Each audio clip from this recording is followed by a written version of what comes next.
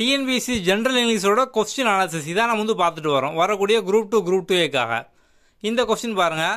RL Stevenson இவரை பற்றின famous work தான் வந்து கேட்டிருக்காங்க.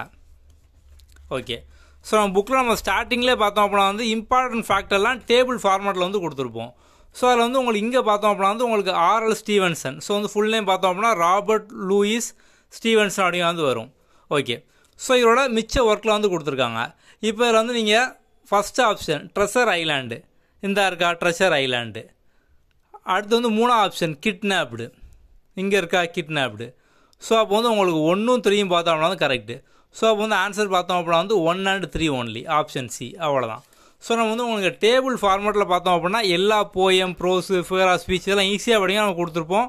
ஸோ நீங்கள் இதை ஃபுல்லாக குயிக் ரிவிஷன் பண்ணிட்டு போனீங்க அப்படின்னாலே ஈஸியாக எக்ஸாம் வந்து ஃபுல் மார்க் ஸ்கோர் பண்ணலாம்.